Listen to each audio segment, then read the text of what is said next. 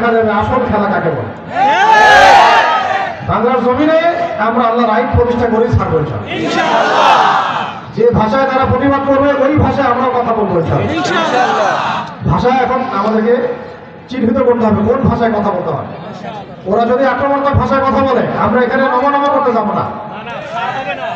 ওরা যদি বিনয়ের সাথে কথা বলে আমরা বলবো আসেন চেয়ারে বসেন কথা বলে, টেবিলে বসেন কথা বলে। আপনি আক্রমণ করবেন আমরা আপনাদেরকে তেল মারবো, এই দিন শেষ হয়ে গেছে, এই দিন শেষ। আল্লাহ পাক আমাদের সবাইকে কথাগুলো বোঝার তৌফিক দান করুন। পক্ষান্তরে দেশের বিভিন্ন জায়গায় ভেতরে ভেতরে খ্রিস্টান মিশনারিদের তৎপরতা, শুধু এনজিওদের তৎপরতা, কাদিয়ানি মুভমেন্ট, তারপর ইসকনদের তৎপরতা, এগুলো ভিতরে ভিতরে তারা গুছিয়ে ফেললো। অনলাইনে কিন্তু এত প্রচার করে নাই। তারা কাজ করে 100%, প্রচার করে 10%। আর আমাদের হালত পুরাই উল্টা, 10% কাজ করলে 100% প্রচার করতে হয়। বুদ্ধিবৃত্তিকভাবে আমরা এখন পরাজিত আছি। নাহলে এই 16 কোটি 20 কোটি মুসলিম প্রধান দেশে ভারতের দালালরা কিভাবে আঁকড়ে আঁকড়ে বসে থাকতে পারে। আমরা বুদ্ধিবৃত্তিকভাবে এখন পরাজিত হয়ে গেছে। 2-4টা স্লোগান দিয়ে আর কিছু রক্ত গরম করা কথা বলে অথবা আবেগের বসে জোশে এভাবে দিন কায়েম হবে না বাংলার জমিনে। একেবারে গোড়ার থেকে আমাদের কাজগুলো করতে হবে, আবার শেকড়টাকে আবার শক্ত করতে হবে। এই জন্যে আমি নসিহত করি, নিজেকেও করি, আপনাদেরকেও করি, যে কাজ বেশি হবে, প্রচার কম হবে। যতটুকু প্রচার করার প্রয়োজন মুনাসিব এতটুকু প্রচার করব। যেটা প্রচার করার দরকার নাই অযথা প্রচার করতে যাবে না। কারণ কোনো কোনো ক্ষেত্রে অধিক প্রচারের কারণেও সমস্যা সৃষ্টি হয়। আমাদের উদ্দেশ্য হচ্ছে এখানে একসাথে বসা, দিনের কিছু কথা শুনবো, জানবো, আমল করব, নসিহতগুলো মনের মধ্যে গেঁথে নিব, আগামী জিন্দেগি এইভাবে সাজাবো ইনশাআল্লাহ। এটা আমাকে নিজেকে আগে করতে হবে না, মানুষকে আগে জানাতে হবে। কোনটা আগে নিজেকে করতে হবে। তাহলে এই ফিকিরটা নিয়ে আমরা আলোচনা শুনি ইনশাআল্লাহ। আর মনোযোগ, একটা জিনিসের মনোযোগ ধরে রাখাটা খুব গুরুত্বপূর্ণ। যতবার আপনি ফোনের দিকে মনোযোগ দিবেন আপনি আলোচনা থেকে মনোযোগ সরাই ফেলবেন। এটা আপনার ক্ষতি, আমারও ক্ষতি, এবং হক নষ্ট হচ্ছে। তো আবার মূল কথায় আসি, যে আপনারা চাচা আবু তালেবের নাম জানেন কিনা? নবী করিম সাল্লাল্লাহু আলাইহি ওয়াসাল্লামকে মক্কায় সবচেয়ে বেশি সাপোর্ট করেছিলেন চাচা আবু তালেব। এত সাপোর্ট করেছেন, সাহায্য করেছেন ইসলামের জন্য, যেটা আমরা সবাই মিলে হয়তো করতে পারবো না, করতে পারি নাই, পারবো না। শেষ পর্যন্ত চাচা আবু তালেবকে নবী সাল্লাল্লাহু আলাইহি ওয়াসাল্লাম কালিমা পড়তে বলছিলেন। আপনারা হয়তো অনেকেই সিরাত থেকে ঘটনাটা পড়েছেন। চাচা আবু তালেব কালিমা পড়তেই যাচ্ছিলেন, কিন্তু আবু জেহেল, আবু লাহাবদের ওয়াসওয়াসায় পড়ে শেষ পর্যন্ত তিনি তাওহীদের কালিমাটা পড়তে পারলেন না। কালিমাটি দুটো অংশ, লা ইলাহা ইল্লাল্লাহ মুহাম্মাদুর রাসূলুল্লাহ, আল্লাহ ছাড়া কোনো ইলাহ নাই, মুহাম্মদ সাল্লাল্লাহু আলাইহি ওয়াসাল্লাম আল্লাহর বান্দা এবং রাসূল। এটা তো তিনি বিশ্বাস করতেন, চাচা আবু তালেব কিন্তু বিশ্বাস করতেন। না বিশ্বাস করলে কি তিনি মুহাম্মদ সাল্লাল্লাহু আলাইহি ওয়াসাল্লামকে এইভাবে সাহায্য করেন? তিনি তো বুঝতে পারছেন যে লাত ওজ্জা হবল মানাত কোনো কাজের না, এরা আমার কোনো উপকার করতে পারে না। এমনকি আবু জেহেলও তো জানতো যে আল কোরআন আল্লাহর কিতাব, জানতো। কেমন করে বললাম? কারণ নবী সাল্লাল্লাহু আলাইহি ওয়াসাল্লাম রাতের বেলা তাহাজ্জুদের নামাজে কোরআন তেলাওয়াত করতেন। আবু জেহেল, আবু সুফিয়ান তারা গোপনে গোপনে গিয়ে শুনতেন কোরআন তেলাওয়াত। একটা বিষয়টা যদি ভালো না লাগে, মন যদি সেখানে সায় না দেয়, তাহলে কি মানুষ এমনি যায়?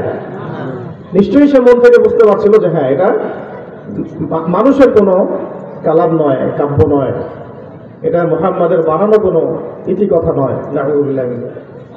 তো তারা কোরআনের প্রতি আকর্ষণ বোধ করে সেখানে শুনতে যেত। তারা মনে মনে এটা জানতো যে হ্যাঁ, আল্লাহ ছাড়া কোনো আসলেই মাহবুব নাই, এবং মুহাম্মদ সাল্লাল্লাহু আলাইহি ওয়াসাল্লাম যে কথাগুলো বলছেন, এই কথাগুলো এর আগে কেউ এভাবে বলে না। আর 40 বছর পর্যন্ত তিনি আমাদের মাঝেই ছিলেন, as-সাদিক আল-আমিন, বিশ্বস্ত, আমানতদার, কখনো কোনো মিথ্যা কথা বলে নাই। তাহলে নিশ্চয়ই সে এখন যে কথাগুলো বলছে এগুলো মিথ্যা নয়।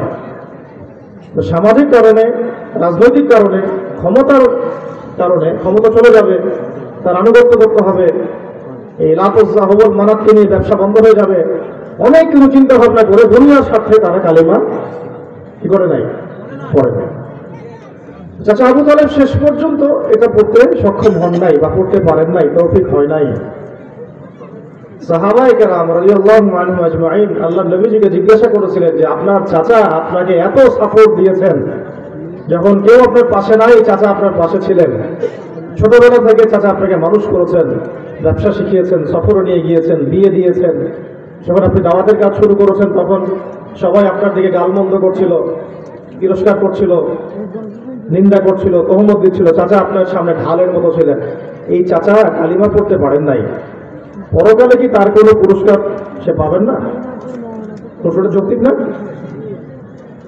নবী করিম সাল্লাল্লাহু আলাইহি ওয়াসাল্লাম কি উত্তরটা দিয়েছেন এটা শুনেন, এখান থেকে আমাদের আলোচনা শুরু হচ্ছে। নবী করিম সাল্লাল্লাহু আলাইহি ওয়াসাল্লাম বলেছিলেন যে আমি যদি না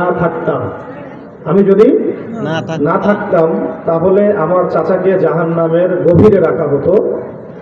যদি আমি না থাকতাম আমার চাচাকে জাহান্নামের গভীরে রাখা হতো।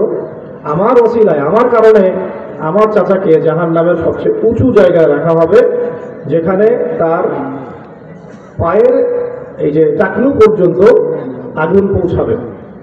কোনো বর্ণনা আসছে যে এক জোড়া আগুনের জুতা পরিয়ে দেওয়া হবে, এতেই তার মগজ টকবক করে ফুটতে থাকবে। বলি নাউযুবিল্লাহি মিন যালিক।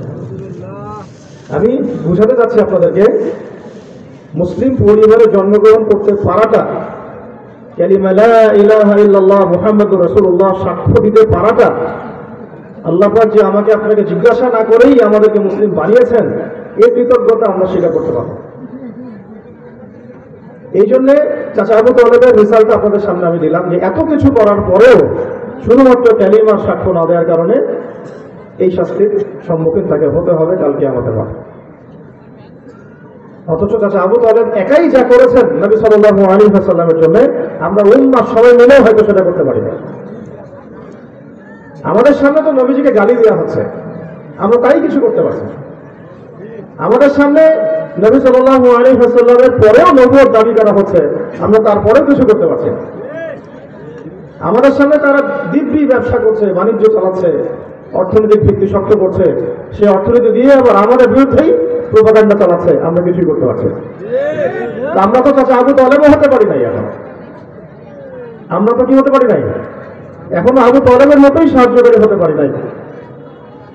এই মূল মন্ত্রটা আজকে কলবের মধ্যে গেঁথে নিতে হবে যে মুসলিম পরিবার আল্লাহ জন্মগ্রহণ করার তৌফিক দিয়েছেন, ইনশাআল্লাহ আমি হক আদায় করার চেষ্টা করবো ইনশাআল্লাহ।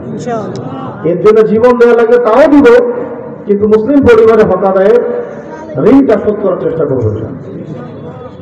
এটার জন্য তো কিছু কাজ তো আছে নাকি, এমনি এমনি কি হবে? তো প্রথম কাজটা ভাই 5 ওয়াক্ত নামাজটা পড়তে হবে। রাজি আছেন কি নেই? ইনশাআল্লাহ। 5 ওয়াক্ত নামাজ নাই, তার সাথে দিনের কোনো সম্পর্ক নাই, কোনো তাআল্লুক নাই।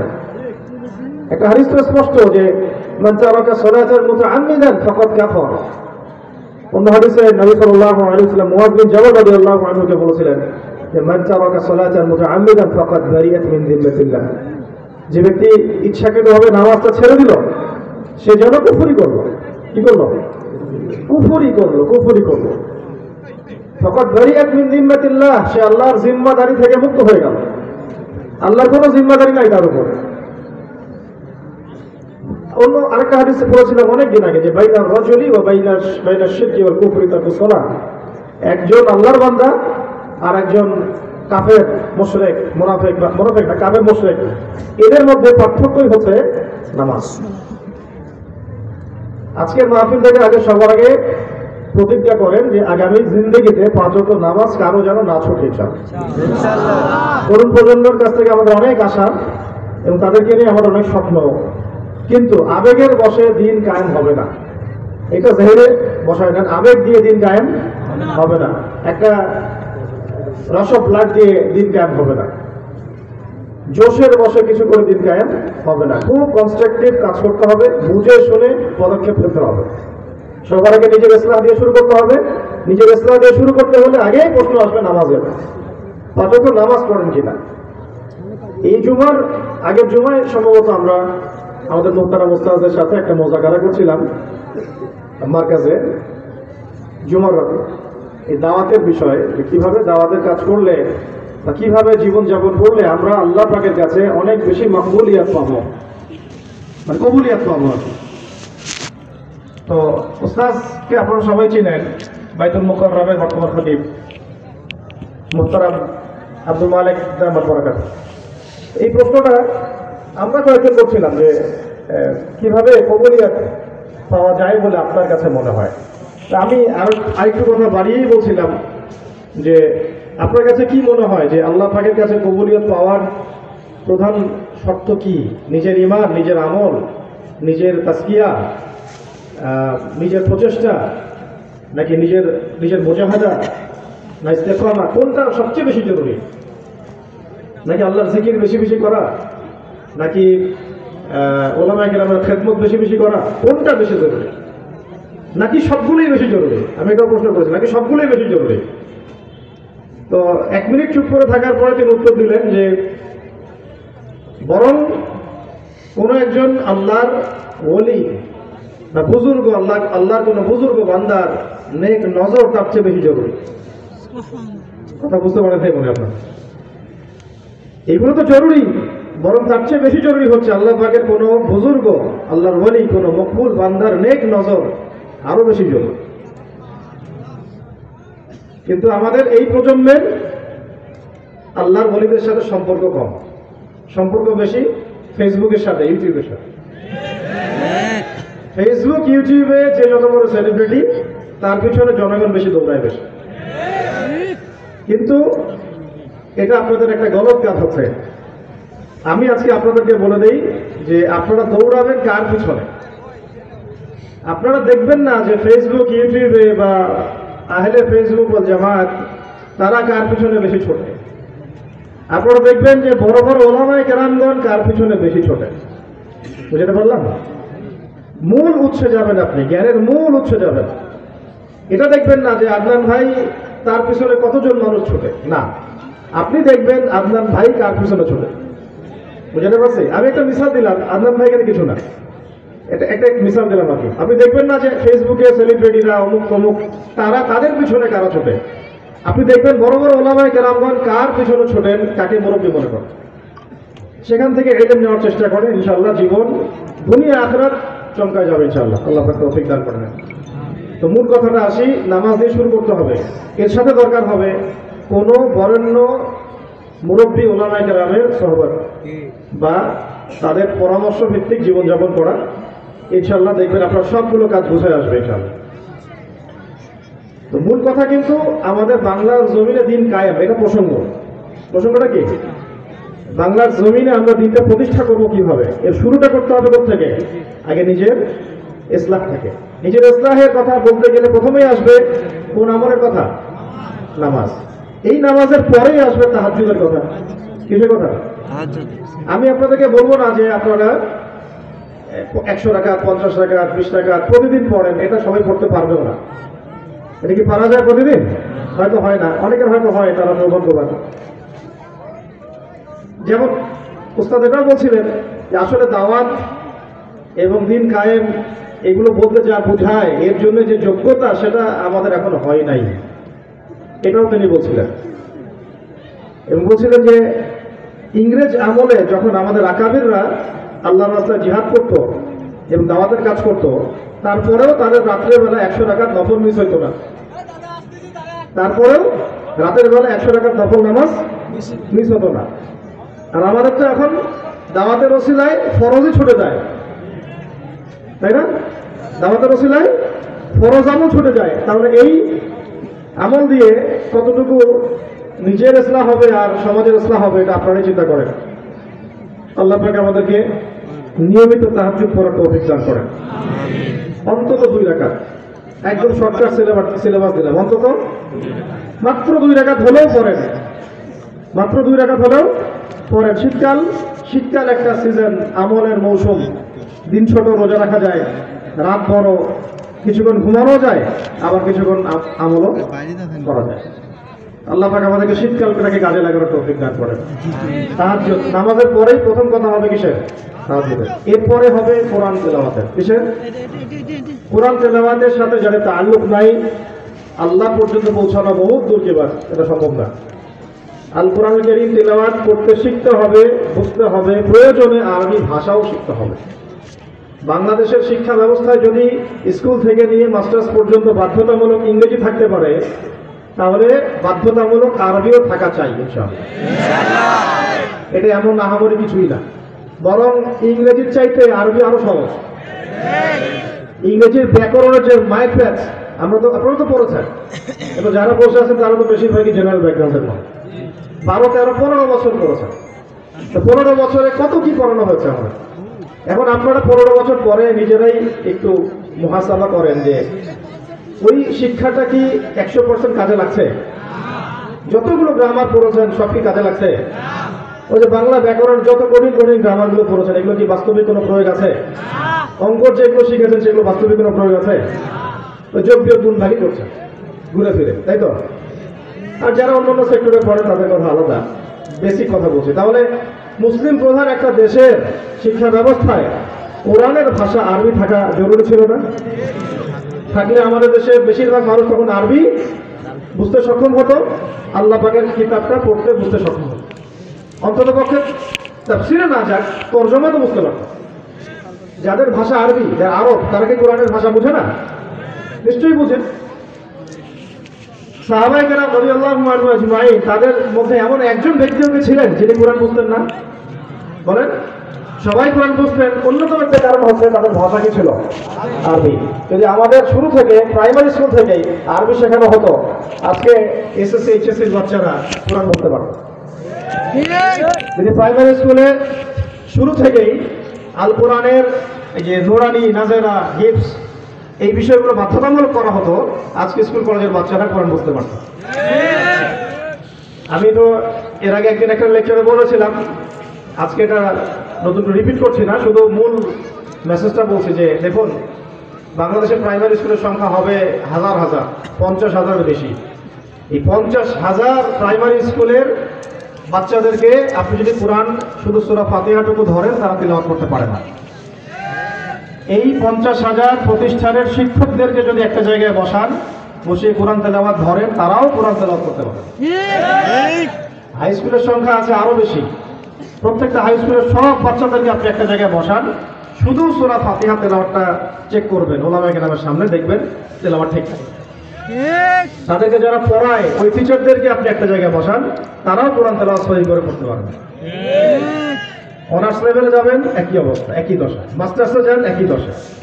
এর উপরে যান, যারা এই পুরো শিক্ষা ব্যবস্থা প্রণয়ন করেছে, ওই কমিশনের এই যে 10 জন, 20 জন, 100 জনকে বসান, তাদেরও কোরআন তেলাওয়াত সহি না, ইল্লা মাশাআল্লাহ। আর এই কমিশনকে যারা নিয়ন্ত্রণ করেন, প্রশাসন থেকে শুরু করে আমাদের এই সংসদীয় ব্যবস্থা, এমপি মন্ত্রী সবাইকে একটা জায়গায় বসান, তাদের সবার কোরআন তেলাওয়াতের কথা বলবো না, শুধু সূরা ফাতিহাটা চেক করেন, 90 ভাগেরই তেলাওয়াত ঠিক নাই। তাহলে একটা মুসলিম প্রধান দেশের শিক্ষা ব্যবস্থার কান্ডারি হয়ে যারা বসে আছেন, তারা কোরআন তেলাওয়াতটুকু করতে পারেন না। সুবহানাল্লাহ, সুবহানাল্লাহ, বলেন লা হাওলা ওয়ালা কুওয়াতা ইল্লা বিল্লাহ। তাহলে আমাদের এই 16 কোটি মানুষের শিক্ষার জিম্মেদারি যাদের উপরে, তারা যদি কোরআনের সাথে এরকম আচরণ করেন, এই অবস্থা থাকে, তাদের সাথে কোরআনের দূরত্ব থাকে, তাহলে জাতি কিভাবে ইসলামের শিক্ষা শিক্ষিত হবে? আর শিক্ষা ছাড়া এই জাতি কিভাবে দিন কায়েম করবে? শিক্ষা তো জাতির মেরুদণ্ড। নবী সাল্লাল্লাহু আলাইহি ওয়াসাল্লাম আগে তো দাওয়াতের কাজ শুরু করেছেন ইকরা বিসমি রাব্বিকাল্লাযী খালাক দিয়ে। পড়াশোনা করতে বলেছেন, পড়তে বলেছেন, ইলম অর্জন করতে বলেছেন, এবং ইলমটা অর্জন করা ফরজও করা হয়েছে। তলাবুল ইলমি ফরিদাতুন আলা কুল্লি মুসলিমিন, আমাদের সবার উপরেই অন্তত ফরজে আইনের জ্ঞান তো ফরজ। কোরআনের তেলাওয়াত শেখার দরকার ছিল। এখন আজকে ওয়াজে যারা এসেছেন, এই একই পরিসংখ্যানে যদি আপনাদেরকেও আমরা এখানে পরীক্ষা নেই, আমার বিশ্বাস যে 80% তেলাওয়াত ঠিক থাকবে না। তো ওয়াজের নাম ঠিক বেঠিক না, ওয়াজের নাম হচ্ছে মূল মেসেজটা নিয়ে গিয়ে নিজেকে সংশোধন করা। নামাজের কথা যেটা প্রথমে ওয়াদা করেছেন, কোনোদিন যেন না ছুটে, আল্লাহ পাক তৌফিক দান করেন। 2 রাকাত তাহাজ্জুদ যেন মিস না হয়। আল্লাহ পাক আমাকেও তৌফিক দেন, সবার আগে আমাকে তৌফিক দেন, তারপরে আপনাদেরকে তৌফিক দেন। এরপরে মুরব্বীদের সহবত যেন মিস না হয়। একা একা জীবনযাপন করবেন না, উলামায়ে কেরামের সহবতে থাকবেন, এবং পরামর্শ ভিত্তিক জীবনযাপন করবেন। আমরা তো এত বড় পণ্ডিত হয়ে যাই নাই যে কোরআন হাদিসের সব একদম বোঝা শেষ, এমন কি বিষয়টা?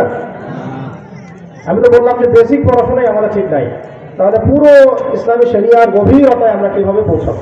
আমরা এখনো সমুদ্রের কিনারাতে হাঁটছি, এখনো সমুদ্রে পা ভিজাই নাই, আর ওই গভীরে যাওয়া তো অনেক দূরের কথা।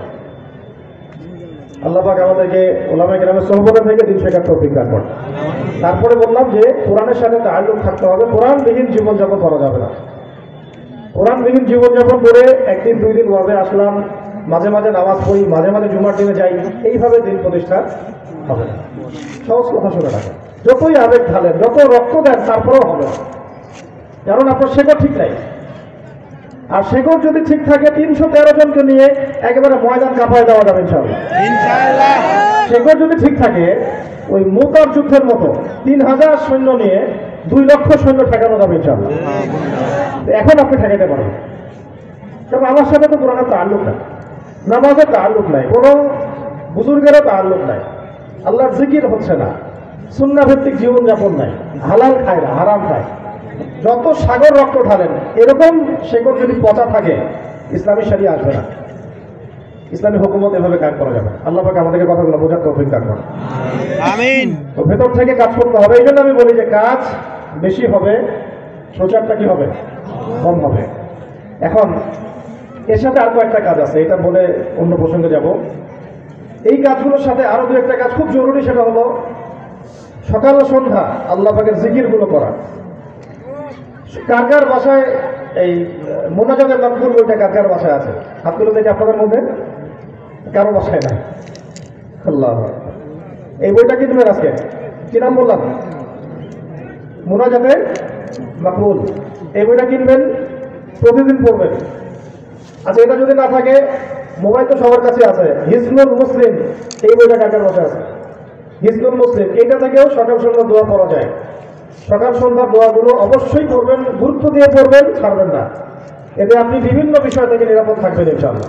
আল্লাহর রেজামন্দির মধ্যে থাকবেন, নিরাপত্তার মধ্যে থাকবেন, আফিয়াতের মধ্যে থাকবেন। এটাও যদি না থাকে, আরেকটা বই আছে, এটা আমার খুব পছন্দের, সেটা হলো হিসনে হাসিন। হিসনে হাসিন, এই বইটা অন্তত বাসায় থাকা চাই। কিছু কিতাব সবাইকে কিনতে হবে। আহলে ফেসবুক ও জামাত থেকে বের হন, কিতাবের সাথে সম্পর্ক করেন। কিছু কিতাব সবাইকে কিনতে হবে। এই কয়েকটা দোয়ার বই বললাম, আল্লামা তাফিজ করির বইগুলো বাসায় থাকা চাই। কি বললাম? আল্লামা তাফিজ করির বইগুলো বাসায় থাকা চাই। আশরাফ আলী থানভী রাহিমাহুল্লাহর বইগুলো বাসায় থাকা চাই। মাসিক আল কাউসার প্রতি মাসে পড়া চাই। পড়া যাবে তো ইনশাআল্লাহ। এর পাশাপাশি সিরাতের কিতাব থাকা চাই, নবী সাল্লাল্লাহু আলাইহি ওয়াসাল্লামের জীবনের বই থাকা চাই।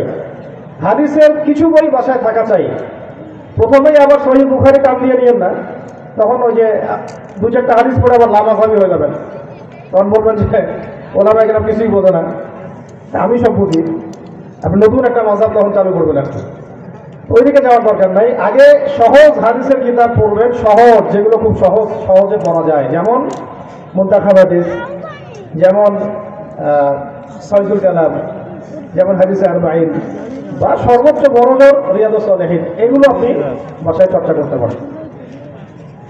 এর পাশাপাশি ইসলামী অর্থনীতির কিছু বই থাকতে হবে বাসায়, ইসলামিক ইতিহাসের কিছু বই থাকতে হবে, এবং ফিকহের, আকীদার কিছু বই থাকতে হবে। এই কয়েকটা বই, সাবজেক্টের বই সবার বাসায় থাকা চাই। সবার বাসায় একটা করে ব্যক্তিগত লাইব্রেরি করা চাই। রাজি আছেন কিনা?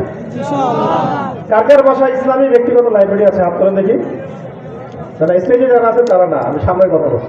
কার কার বাসায় ইসলামী ব্যক্তিগত লাইব্রেরি আছে? হাত তোলেন।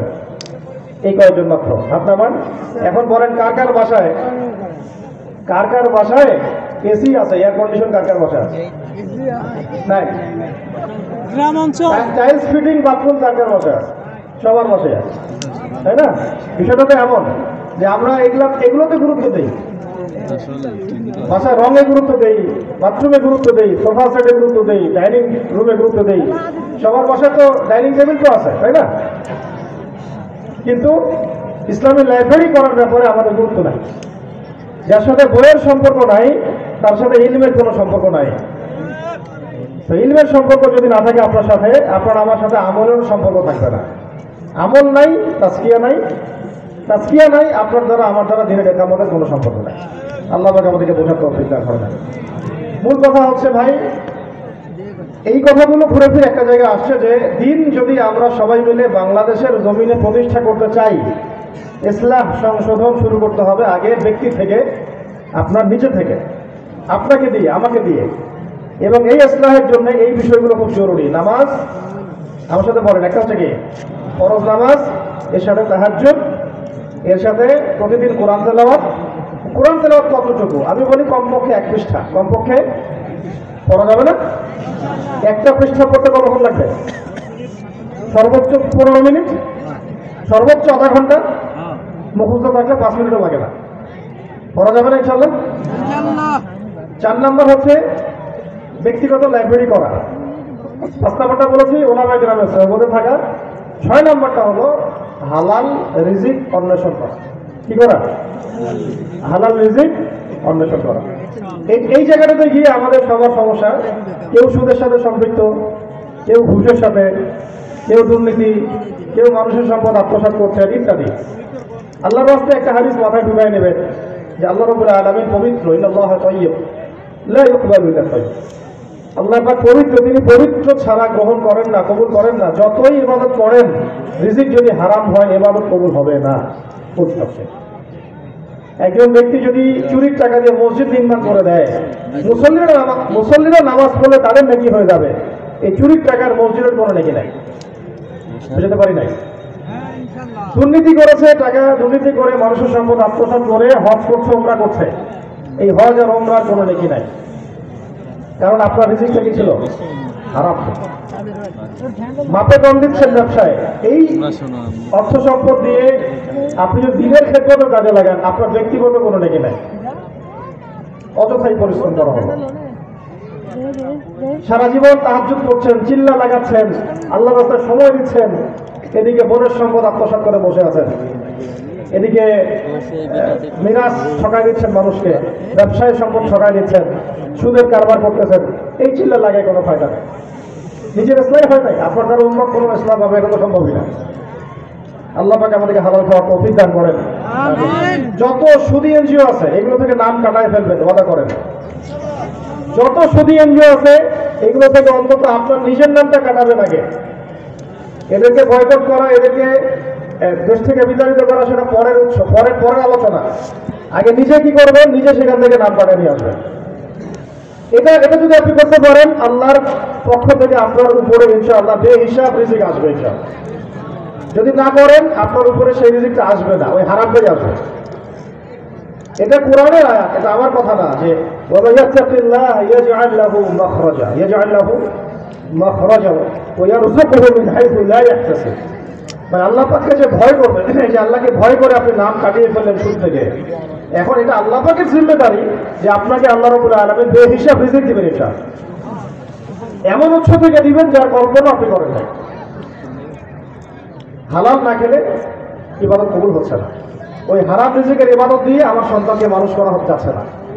সন্তানের রক্তের মধ্যেই তো হারাম, পরিবারের রক্তেই তো হারাম। শুধুমাত্র দেখেন, কখনো কখনো দিনী মজলিসগুলোতে যখন আমরা অর্থ উঠাই, এর মধ্যেও অনেক হারাম টাকা ঢুকে যায়, ঢোকে না? তার উৎস তো আমরা পরীক্ষা করি না, আমভাবে উৎস পরীক্ষা করি না, করি? আমাদের একটা বুঝ, যেখানে হারাম টাকা বেশি ঢুকে যায় সেই জায়গা থেকে বরকত উঠে যায়। যেখানে হারাম টাকা ঢুকে যায় বরকত উঠে যায়। আপনি এখন দেখবেন মসজিদগুলো সব চাকচিক্যময়, একেবারে তাজমহলের মতো মসজিদ, কিন্তু মসজিদ থেকে সেই যে সাহাবাওয়ালা ইমান, সাহাবাওয়ালা দাওয়াত, সেই যে জিন্দগি, সেই দাওয়াত, সেই জিহাদ, এটা উঠে গেছে। এটা কিন্তু উঠে গেছে। এটাও কিন্তু আলামত সাহার মধ্যে আছে। আখিরুল জামানায় যে মসজিদগুলো চাকচিক্যময় হবে, হেদায়েত উঠে যাবে। মসজিদগুলো কি হবে? চাকচিক্যময় হবে, হেদায়েত উঠে যাবে। আল্লাহ পাক আমাদেরকে হালাল খাওয়ার তৌফিক দান করে যাবে। এর সাথে আরেকটা বিষয় জোরে দেব, যে নিজের পরিবারের ব্যাপারে সতর্ক হন। নিজের পরিবারের ব্যাপারে সতর্ক হন, সাবধান হন। আর যারা পরিবার এখনো গড়েন নাই, তারা এখনই সাবধান হয়ে যান। কারা কারা পরিবার গড়েন নাই হাত করে দেখি? সুবহানাল্লাহ, হাত নামান। মানে কেউই করেন নাই, তাদেরকে মাফ করতেছি আমি। তাহলে কঠিন, বড় তো কঠিন এখন। আচ্ছা, আমরা তাহলে পরিবর্তিত বাংলাদেশে একটা নতুন দাবিও তুলব। শিক্ষার দাবি যেমন উঠবে, রাজনীতির দাবি উঠবে, আমরা যুবকদের জন্য একটা দাবি তুলব।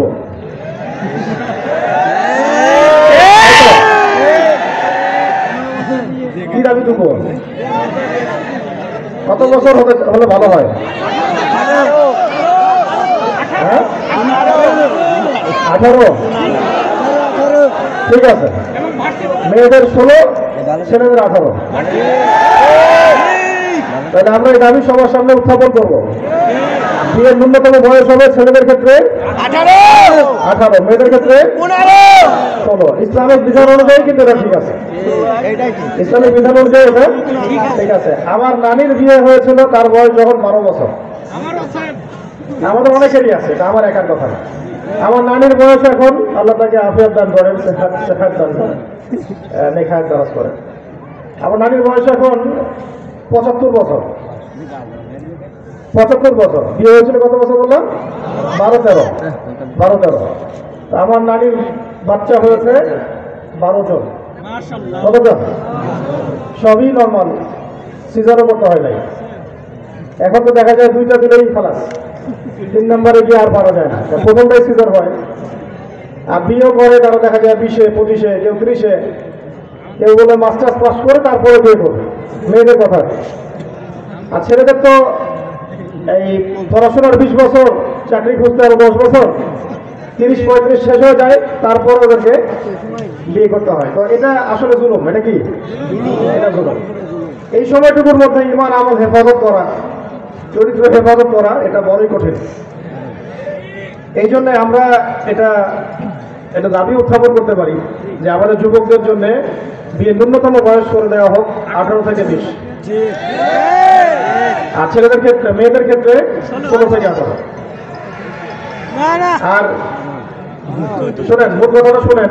মূল কথা এটা না। মূল কথা হচ্ছে বিয়ের আগে পড়াশোনা শেষ করতে হবে। প্রাথমিক যে পড়াশোনা, এটা শেষ করতে হবে। কারণ এরপরে জিম্মেদারি এত বেশি হবে যে আপনি পড়াশোনার হয়তো এত সময় নাও পেতে পারেন।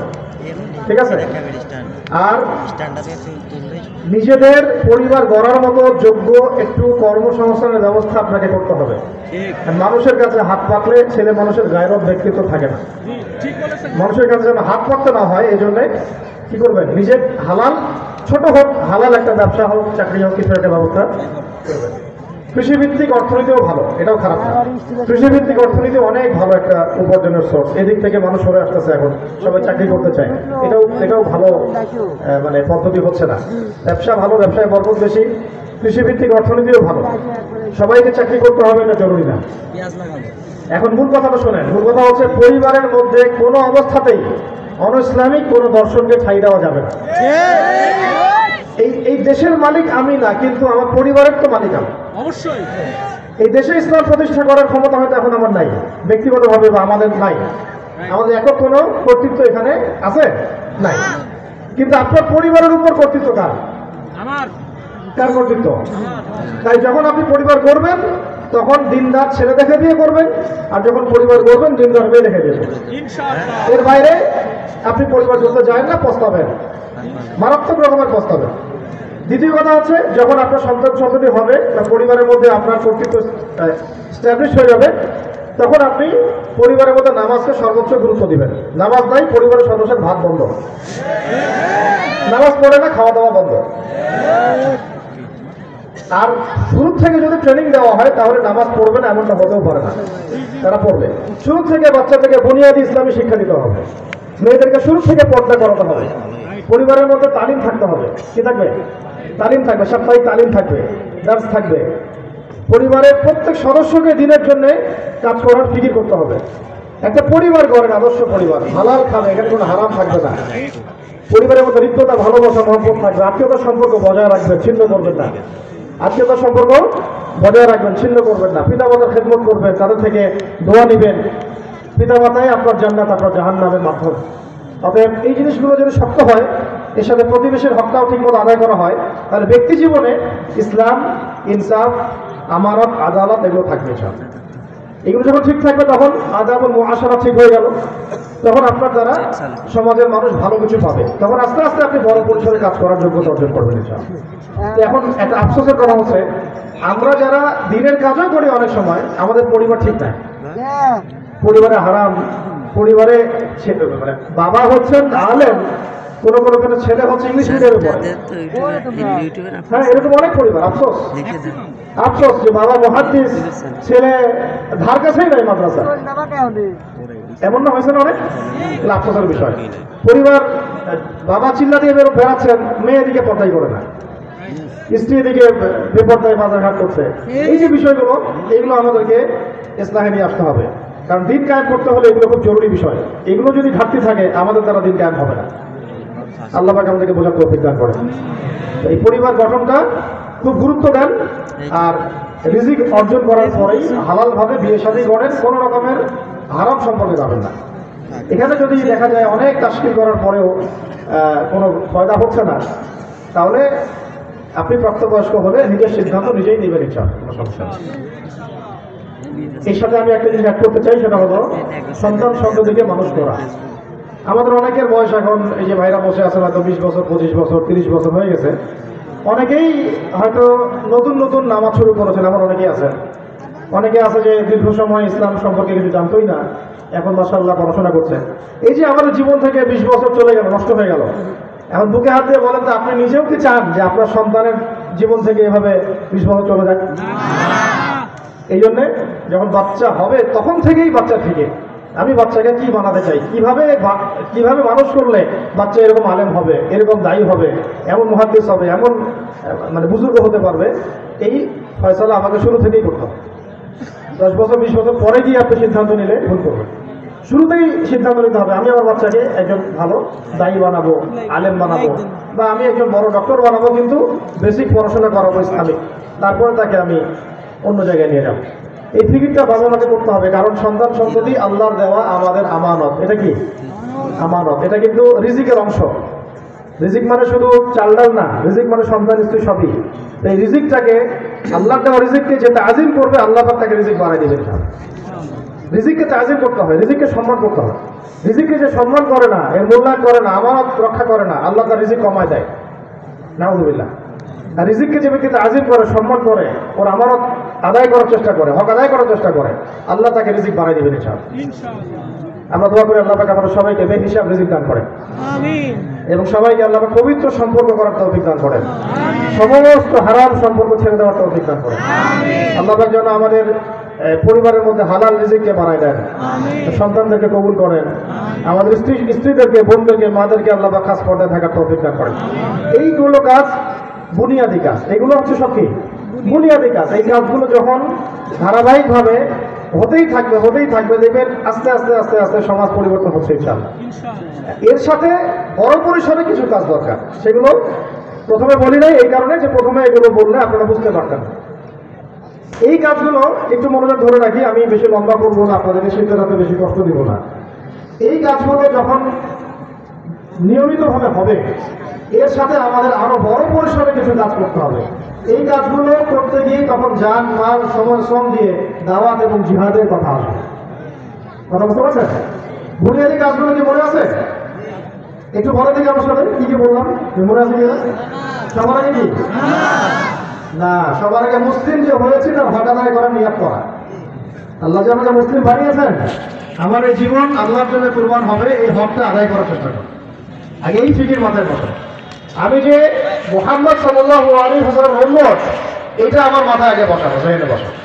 তারপরে আমার কাজ হচ্ছে আগে কি, পাঁচ ওয়াক্ত নামাজ না ছাড়া, তার সাথে তাহাজ্জুদ 4, 5 নাম্বার বলে প্রতিদিন কোরআন তেলাওয়াত করা, 6 নাম্বার বলেছি ব্যক্তিগত লাইব্রেরি থাকতে হবে, 7 বলেছি উলামা কেরামের সাথে সম্পর্ক তাআল্লুক থাকতে হবে, 8 নাম্বার বলেন হালাল রিজিক অন্বেষণ করতে হবে, আদর্শ পরিবার গঠন করতে হবে, সন্তানদেরকে প্রতিপালন করতে হবে। এগুলো বুনিয়াদি কাজ। এই কাজগুলোর পরে আমাদের আরো বড় বড় কাজ আছে, করবো ইনশাআল্লাহ। এই কাজগুলো তারা করতে পারবে যারা বুনিয়াদি কাজ ঠিক করে ফেলেছে, তারা করতে পারবে ইনশাআল্লাহ। বুনিয়াদি কাজ যারা ঠিক করতে পারে নাই, তারা কিন্তু ওই লেভেলে কাজ করতে পারবে না, করলেও সফল হবে না। আবু বকর, ওমর, ওসমান, আলী তৈরি করতে না পারলে আপনি বদর জিততে পারবেন না। তো বুঝতে পারেন না কথা? আবু বকর, ওমর, ওসমান, আলী রাদিয়াল্লাহু আনহুম আজমাইন তাদের মতো সাহাবা ওয়ালা জিন্দেগি যাপন না করতে পারলে আমাদের হাতে বদরের ওই বিজয় আসবে না। বদর জিততে হলে আগে মক্কার এই সময়গুলো পার হতে হবে। তো এখন এই বড় পরিসরে কাজ করার জন্য কারা কারা রাজি আছেন? যদি মাশাআল্লাহ আল্লাহ কবুল করেন, আমিন। এখন এই কাজগুলো যারা করতে চান বুনিয়াদি কাজ ঠিক করে ফেলবেন। এখন বড় কাজগুলো বলছি।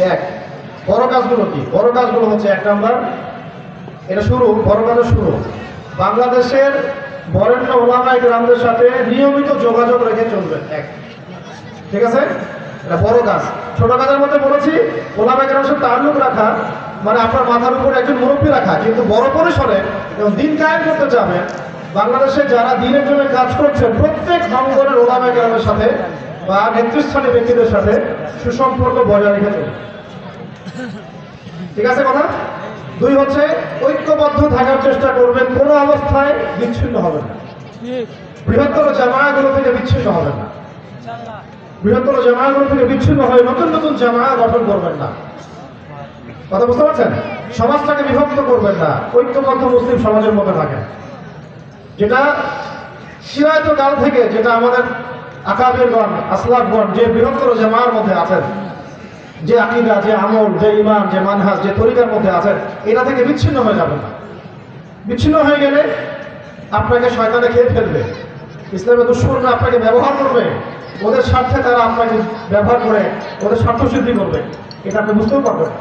সুকৌশল ঐক্যবদ্ধ থাকা। 3 নাম্বার হচ্ছে এখনকার বাংলাদেশ বিনির্মাণে আমাদের আপসের যে ইখতিলাফগুলো আছে, ছোট ছোট ইখতিলাফগুলো, এগুলো নিয়ে বেশি কথা না বলা, বরং আমাদের মধ্যে যে বিষয়গুলো আমরা একমত সেই বিষয়গুলো চর্চা বেশি বেশি করা। কিন্তু আহলে সুন্নাত ওয়াল জামায়াতের সাথে যদি উসুলগত কোনো পার্থক্য থেকে থাকে সেটাকে শুরুতে স্পষ্ট করে দেওয়া। যদি দেখা যায় আহলে সুন্নাত ওয়াল জামায়াতের সাথে কোনো উসুলগত পার্থক্য আছে কারণ, এটা শুরুতে স্পষ্ট করে দেওয়া, তাও হিকমার সাথে, প্রজ্ঞার সাথে, নম্রতা, বিনয়ের সাথে, আক্রমণাত্মক ভাবে নয়, একাডেমিক আলোচনার মধ্য দিয়ে। কারণ এখন আমাদের ঐক্যের বড় দরকার। এখন যদি আমরা ঐক্যবদ্ধ না হতে পারি, এই যত রাম বাম সেকুলার এই সমাজগুলো আছে আপনাকে খেয়ে ফেলবে। মনে করবেন না যে ইয়াজুজ পালিয়ে গেলে মাজুজ থাকবে না। এমনও হইতে পারে যে এক ইয়াজুজ গিয়ে আরেক মাজুজ চলে আসে। এটা আবার সরাসরি অর্থে নিয়ে না, এটা রূপক অর্থে বলেছে। পরে আবার এটা টাইটেল বানাই দিবে, আমাদের ইউটিউবের তো অভাব নাই। আর এদের কারণে যে কত ক্ষতি হয় ইসলামের আল্লাহ ভালো জানে।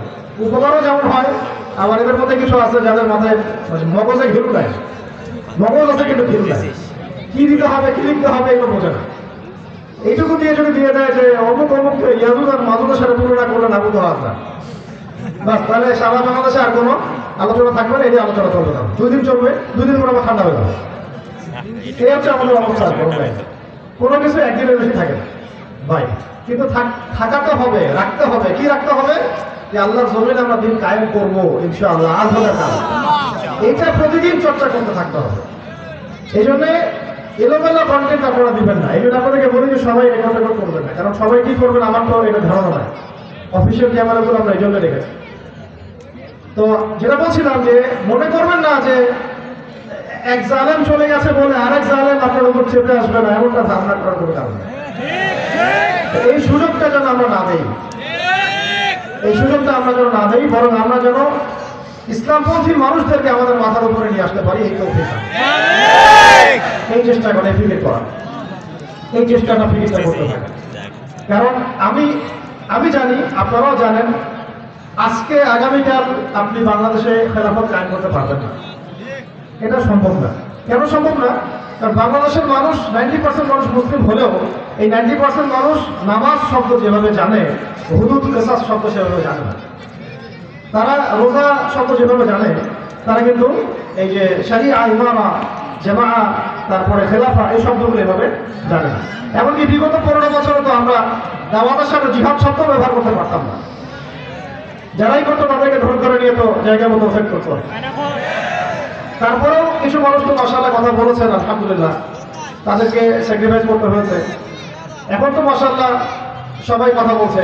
দেখি অনেক ইয়াং জেনারেশন অনেকেই খেলাফত শরিয়া এগুলো নিয়ে কথা বলছে, জিহাদের কথা বলছে, একামত দিনের কথা বলছে, শরিয়া বিধান প্রতিষ্ঠার কথা বলছে। মাশাআল্লাহ, ভালো। এটা আরো চলতে থাক, প্রত্যেকটা মিম্বর থেকে আলোচনা চলতে থাক। 10 বছর সময় নেন প্রয়োজনে বাংলার প্রত্যেকটা মানুষের কারণে যেন ইসলামী খেলাফত কায়েমের এই যে প্রত্যয়টা বদ্ধমূল হয়ে যায়। এটা একদিন হবে না। এই জন্য আমাদের কি দরকার? আমাদের দরকার ইসলাম বান্ধব একটা সরকার দরকার। এখন আমাদের কি দরকার? ইসলাম বান্ধব একটা সরকার ব্যবস্থা দরকার, যেখানে ইসলাম পন্থীদের একটা শক্তিশালী ভূমিকা থাকবে। এই ফু দিয়ে উড়াই দিবে এমন যেন করতে না পারে। যখনই জুলুম তখনই প্রতিবাদ হবে, যেই জুলুম করে প্রতিবাদ করতে হবে, এবং এটা ঐক্যবদ্ধভাবে করতে হবে। ঠিক আছে? যত রাম, যত বাম, যত যে সকল প্রগতিশীল সুশীল যারা ইসলামের বিরুদ্ধে কথা দিয়ে, কলম দিয়ে, সংগঠন দিয়ে যুদ্ধ করছে, এদের সাথে আমাদেরকেও আদর্শ দিয়ে, কথা দিয়ে, কলম দিয়ে, সংগঠন দিয়ে যুদ্ধ করতে হবে। মানে যে যে ভাষায় কথা বলবে, যে যে ভাষায় ইসলামের বিরোধিতা করবে, সেই ভাষায় জবাব দেবেন ইনশাআল্লাহ। ওরা যদি কলম দিয়ে লিখে, আপনিও কলম দিয়ে লিখবেন। ওরা যদি মুখ দিয়ে বলে, আমরাও মুখ দিয়ে বলবো।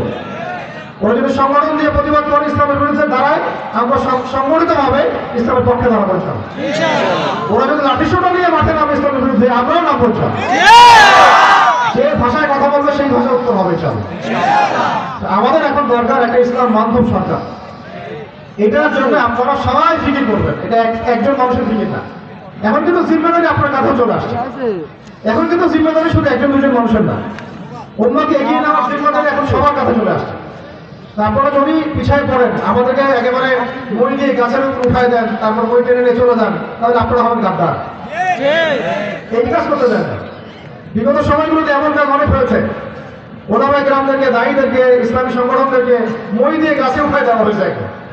তারপর যখন দেখছে বিপদ, মই টেনে নিয়ে দৌড়, পরে সাপ্পা চত্বরে মরলো ওলামায়ে কেরাম। শহীদ হলেন কারা? রক্ত দিলেন কারা? ওলামায়ে কেরাম, তালেবে ইলম। মই তো টান দিয়ে চলে গেছেন তখন আপনারা। এমন লোক ছিল না তখন? ছিল। ভিতরে অনেক গাদ্দার ছিল, আপনারা এগুলো জানেন না। অনেকে ভিতরে অনেক গাদ্দার ছিল, এখনো আছে। আপনি কি মনে করছেন এখন নাই? আছে। এখন রূপ বদলায় ভিতরে ঢুকে গেছে অনেকেই, দেশ বদল করে ভিতরে সবাই ঢুকে গেছে অনেকেই। খুব সতর্ক দৃষ্টিতে পা চলতে হবে। গত জুমার খুব কথা শুনে নিয়েন, বাইতুল মুকাররমে গত জুমার খুব কথা শুনে নিয়েন। দেশ এখন মারাত্মক স্পর্শকাতর একটা অবস্থায় আছে। এখন যদি আমরা সিদ্ধান্ত নিতে ভুল করি, ইসলামপন্থী ঐক্যবদ্ধ থাকতে ভুল করি, একে অপরের সাথে আবার সেই কাদা ফলাফলি শুরু করি, আমরা কিন্তু পড়ে যাবো। এখন এবার পড়ে গেলে আরো 20 বছর উঠতে পারবো কিনা সন্দেহ আছে। আমাদের শত্রুদেরকে চিন্তা হবে। যত রাম আছে সব কিন্তু আমাদের শত্রু। এখন যত বামপন্থী সবাই কিন্তু আমাদের বিরুদ্ধে দাঁড়ায় আছে। এখন যত ভারতীয় দালাল এবং এজেন্ট যারা আছে সব কিন্তু আমাদের বিরুদ্ধে দাঁড়ায় আছে। চতুর্দিক থেকে আমাদেরকে ভারত ঘিরে রাখছে। এই মাদক দিয়ে, সিনেমার ব্যবসা করে, দেশ থেকে রেমিটেন্স নিয়ে আরো কত দিক থেকে আমাদেরকে আক্রমণ করতেছে।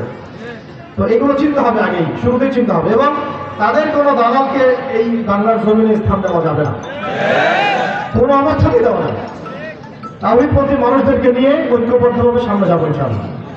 এখানে নিজে নিজে কোনো পদক্ষেপ নিতে যাবেন না, ওলামা কেরামদের সাথে মাশওয়ারা করে তারপর পদক্ষেপ নেবেন। এই জায়গাটাতেও খেয়াল রাখবেন, ইয়াং ভাইরা, তরুণরা হুটহাট করে আবেগে কোনো কাজ করতে চলে যাবেন না। মাশওয়ারা করবেন ওলামা কেরামদের সাথে, কি করলে ভালো হয়, কি পদক্ষেপ নিলে ভালো হয়, কিভাবে আগানো যায়, এইভাবে ফিকির করবেন। এটা আমার শুকরিয়া যে মাশাআল্লাহ এখন বাংলাদেশের বিভিন্ন জায়গায়, প্রত্যেকটা জায়গাতেই ওলামা কেরামদের, আমাদের ইসলামপন্থী রাজনৈতিক দলগুলোর সবার একটা ব্যাপক পদচারণা আছে আলহামদুলিল্লাহ। এখন মাঠটা রেডি করতে থাকে যাতে আগামী অন্তত 5-10 বছর আমরা পুরো বাংলাদেশে খিলাফত প্রতিষ্ঠার দাওয়াতটাকে বেগবান করতে পারি।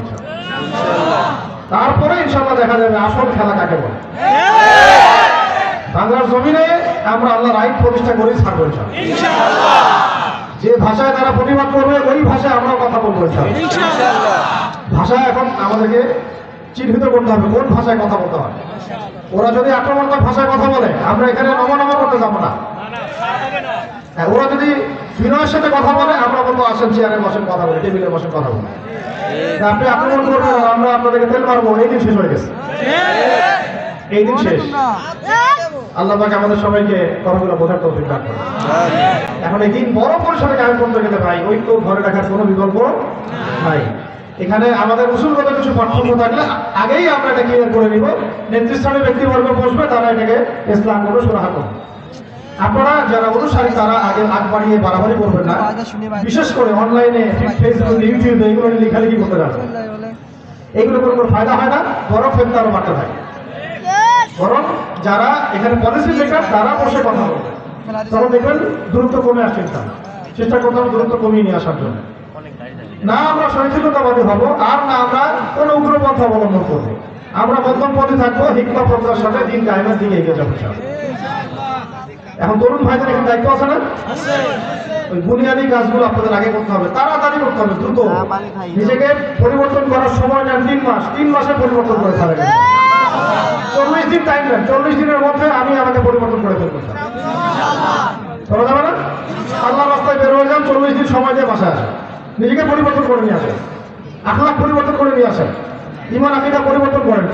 পরিবর্তন বলতে বোঝাচ্ছি ভিত্তি শক্ত করেন, বিশুদ্ধ করেন, ঈমান আকীদা বিশুদ্ধ করেন, আমল বাড়ান, রিজিকটাকে হালাল করে নেন, পরিবারগুলো গঠন করে ফেলেন। দেরি করার দরকার নাই এখন। তারপরে এলেমের চর্চা করে ওলামা কেরামদের সাথে থাকেন, যেটা নির্দেশনা আসবে সেভাবে আপনারা সামনে থেকে আনেন। আল্লাহ পাক আমাদের সবাইকে সমস্ত ফিতনা মোকাবেলা করার তৌফিক দান করেন। এখন আমাদের কিন্তু ফিতনা শুধুমাত্র এই বাংলাদেশেই নাই, পার্শ্ববর্তী দেশ থেকে আসবে। ওইদিকে মিয়ানমার তৎপতে বসে আছে, এদিকে এই রামবাম সেকুলার ইসকন ডিসকন সব কিন্তু একেবারে মুখিয়ে আছে কখন একটা ফিতনা সৃষ্টি করবে। এছাড়া হ্যাঁ ওদের তো এজেন্ডা হচ্ছে অখণ্ড ভারত, নাকি? ভালো, কোনো সমস্যা নাই, আমাদেরও এজেন্ডা অখণ্ড ভারত। কারণ কি জানেন, আমরা হচ্ছে অখণ্ড ভারতে ইসলাম কায়েম করবো ইনশাআল্লাহ, কোনো সমস্যা নাই, আমাদেরও এজেন্ডা একই। ওরা যদি চায় অখণ্ড ভারত প্রতিষ্ঠা করতে, আমরাও অখণ্ড ভারত প্রতিষ্ঠা করবো ইনশাআল্লাহ। তবে তোমরা যাচ্ছ কিসের? জয় শ্রী রামের অখণ্ড ভারত, আর আমরা হচ্ছে লা ইলাহা ইল্লাল্লাহের অখণ্ড ভারত। এবং সেটা হবেও, এবং এটা যে হবেও এটার ইঙ্গিত ইশারা হাদিসে পাওয়া যায়। ওইটা আজকে আলোচনা করতেছি না, ইঙ্গিত ইশারা হাদিসে পাওয়া যায় যে ইনশাআল্লাহ তাআলা শুধু অখণ্ড ভারত না, একটা কাঁচা বাড়ি একটা পাকা বাড়ি বাদ থাকবে না রাসূলের ভাষায়, যেখানে ইসলামের কালিমা লা ইলাহা ইল্লাল্লাহ প্রকাশ করবে না ইনশাআল্লাহ। তবে এর কেন্দ্র হবে জেরুজালেম। কোন জায়গা? জেরুজালেমে তো আমাদের ভাইরা মাশাআল্লাহ জিহাদের ময়দানে আছেই। খোরাসানে তো আমাদের ভাইরা জিহাদের ময়দানে ছিল, এটাকে আমেরিকাকে পিটিয়ে বের করছেই। এখন তোমাদের পালা, আস্তে আস্তে তোমাদের দিকে ইতিহাস আসবে ইনশাআল্লাহ, অপেক্ষা করতে থাকো। ফান্তাজিরু ওয়া ইন্না মাআকুম মিনাল মুনতাজিরিন। কোনো সমস্যা নেই, এগুলো যত বাড়তে থাকবে সুসংবাদ গ্রহণ করবেন যে সময় কাছাকাছি আসতেছে ইনশাআল্লাহ। এখন এর সাথে বাংলাদেশের ভিতরে অনেক সমস্যা ছড়িয়ে দিচ্ছে, বহু সুদী এনজিও, যত কাদিয়ানি মতবাদ, যত রকমের এই যে এলজিবিটিকিউ এর কথা বলেন, আরো কি কি জানি ছাড়ছে এখন, ট্রান্সজেন্ডার, এই জিনিসগুলো আমাদেরকে মোকাবেলা করতে হবে। ওইখানে ভাইরা তাদের মতো করে প্রতিবাদ করছে, এইখানকার ভাইরা তাদের মতো করে প্রতিবাদ করছে। আমরা আছি এখন বাংলাদেশে, আর আমাদের ওই ভাইদের জন্য অস্ত্র বিসর্জনের চাইতে বেশি গুরুত্বপূর্ণ হচ্ছে আমার দেশটাকে সংস্কার করা। আমরা কাঁদবো তাদের জন্য, দোয়া করবো তাদের জন্য, সব ঠিক আছে, কিন্তু এটা করেই আমি পার পেয়ে যাবো না। 2 ফোঁটা চোখের পানি ফেললেই আমার দায়িত্ব শেষ হয়ে যাবে না। আল্লাহ পাক আমাকে আপনাকে এই দেশে জন্ম দিয়েছেন, এখানে কাজ করতে বলছেন। আমার জন্য তো এখন ওইখানে গিয়ে জিহাদ করা এত সহজ না, সহজ এত সহজে আপনি ওখানে কাজ করতে পারবেন না। বাংলাদেশে আপনি আছেন, এখন এখানে তো আপনার কাজ আছে, এখানে এলজিবিটি দূর করার জন্য আমাদের কাজ আছে, এখানে কাদিয়ানীদেরকে ঠেকানোর পিছনে আমাদের কাজ আছে, এখানে আর কি এই সুদী এনজিওগুলোর পিছনে আমাদের কাজ আছে, এখানে আমাদের যত যে বামপন্থী যে ইসলামের বুদ্ধিজীবীরা, ইসলাম বিরোধী বুদ্ধিজীবী যেগুলো আছে, ইসলাম বিরোধী যারা ইসলামের বিরুদ্ধে কলাম লিখে যাচ্ছে, এদের বিরুদ্ধে আমাদের কাজ আছে। এই যে যারা ইসলামটাকে উগ্রবাদী ধর্ম হিসেবে প্রতিষ্ঠা করতে চায়, এদের বিরুদ্ধে আমাদের কাজ আছে। এই যে ব্রেইল স্টার প্রথম আলো যা শুরু করছে, এদের বিরুদ্ধে আমাদের কাজ আছে। আমাদের কাজ আছে এই জমিনের মধ্যে, এই জমিনে আমাদের কাজগুলো স্কিপ করে এড়িয়ে গিয়ে আমরা কিন্তু আবার চোখের পানি ফেলে পার পাবো না। আল্লাহ পাক আমাদেরকে বোঝার তৌফিক দান করুন। আমাদের খুব আবেগ কাজ করে, আমাদের ভাইরা ওখানে মারা যাচ্ছে। কই আমরা যখন হাজার হাজার মানুষ, হাজার হাজার ওলামায়ে কেরাম আয়না ঘরে পচে মরতেছিল, তখন তো চোখের মধ্যে পানি আসে না। এখনো হাজার হাজার ওলামায়ে কেরামদের কাঁধে 10টা-20টা করে মামলা আছে, কই এদের জন্য তো কোনো ফিকির করতেছেন না। তো এইসব আবেগ দিয়ে কিন্তু দিন কাটবে। নিজের ঘরের পাশে তো আগুন, এটা নিভা লাগে। আল্লাহ পাক আমাদেরকে কথাগুলো বোঝার তৌফিক দান করেন। এখন শত্রু থেকে চিনতে শিখেন, মূল শত্রু থেকে চিনতে শিখেন। এরপরেও বৈশ্বিক প্রেক্ষাপটে আবার এই পশ্চিমারা আমাদের দিকে তেড়ে আসবে। যত আপনারা ইসলামকে মহব্বত করবেন, ভালোবাসবেন, ইসলামের দিকে আসতে থাকবেন, শরিয়া ইমানের কথা বলতে থাকবেন, তত ওরা আপনার দিকে চেপে ধরবে। কিন্তু একটা কথা মনে রাখবেন, যার সাথে আল্লাহ আছেন তাকে কেউ চেপে ধরতে পারবে না। চেষ্টা করে যাবে, পারছিল কি? তারা তো 100 বছর থেকে চেষ্টা করতেছে, আসলে কি পেরেছে? কালিমা মিটাই দিতে পারছে কি? তারা কি ইসলাম পন্থীদের সংখ্যা কমাইতে পারছে? তারা কি কম মুসলমান হত্যা করছে এই পর্যন্ত? এরপরে কি এক ওয়াক্তের আযান বন্ধ আছে? এক ওয়াক্তের নামাজ বন্ধ আছে? নাই, পারবে না। এটা কোনো অবস্থাতেই তাদের পক্ষে সম্ভব না। কারণ আল্লাহ পাক বলে দিয়েছেন, ইউরিদুনা আন ইউতফিউ নূরাল্লাহ বিআফওয়াহিহিম ওয়াল্লাহু মুতিম্মু নূরিহি ওয়ালাউ কারিহাল কাফিরুন। মানে তারা মুখের ফুৎকার দিয়ে ইসলামকে নিভাই ফেলতে চাইবে বা চায়, কিন্তু আল্লাহ পাক আল্লাহর নূরকে প্রজ্বলিত করবেন ইনশাআল্লাহ। এটা আল্লাহর দায়িত্ব, আল্লাহর জিম্মেদারি। ইন তানসুরুল্লাহ ইয়ানসুরকুম, শর্ত আছে, তোমরা যদি আল্লাহকে সাহায্য করো তাহলে আল্লাহ তোমাদেরকে সাহায্য করবে। তোমরা আল্লাহকে সাহায্য করো তাহলে আল্লাহ তোমাদেরকে সাহায্য করবে। আল্লাহকে সাহায্য করা মানে কি? বলেন, আল্লাহর দ্বীনকে সাহায্য করা। আল্লাহকে সাহায্য করা মানে কি? আল্লাহকে সাহায্য দরকার আছে? আল্লাহর দ্বীনকে তোমরা সাহায্য করো, তাহলে আল্লাহ তোমাদেরকে সাহায্য করবে। তোমাদের পা আল্লাহ পাক শক্ত করে দিবে। আর তোমরা যদি আল্লাহর দ্বীনকে সাহায্য না করো, ওয়াইন তাতাওয়াল্লাউ, যদি মুখ ফিরে চলে যাও, ইস্তাবদিল কওমান গায়রাকুম, আল্লাহ অন্য কওমকে হেদায়েত দিয়ে তোমাদের জায়গায় নিয়ে আসবে, তোমাদেরকে সরাই দিবে। আমাদেরকে সরাই দিবেন, আল্লাহ হুমকি দিয়েছেন, ধমক, তোমাদেরকে সরাই দিব, দিয়ে অন্য কওমকে তোমাদের জায়গায় নিয়ে আসবে। সুম্মা লা ইয়াকুনু আমসালাকুম, তারা তোমাদের মতো অপদার্থ হবে। আমরা কি চাই? আমরা চাই আল্লাহ পাক আমাদের হাতেই ইসলামের খেদমতটা কবুল করেন। অতএব এই বড় শত্রু থেকে চিনতে শিখবে। এগুলো হচ্ছে আঞ্চলিক শত্রু আমাদের, এগুলো আছে ঘরোয়া শত্রু, একগুলো আছে মোনাফেক ভিতরে ঢোকা শত্রু, একগুলো আছে মিডিয়ার শত্রু, একগুলো আছে ভিতরে প্রশাসনের ভিতরে ঘাপটি মেরে বসে আছে, এরকম শত্রু আছে। একগুলো আছে টকশোতে বসে বসে ইসলাম বিরোধী তৎপরতা চালায়, একগুলো আছে কলাম লিখে, একগুলো প্রিন্ট মিডিয়া আছে, একগুলো ইলেকট্রনিক মিডিয়া আছে, একগুলো আছে রাজনীতিবিদদের মধ্যে, একগুলো আছে যে ভারতীয় দালালদের মধ্যে, আর বৈশ্বিক ক্ষেত্রে আছে আমেরিকার ইসরায়েল।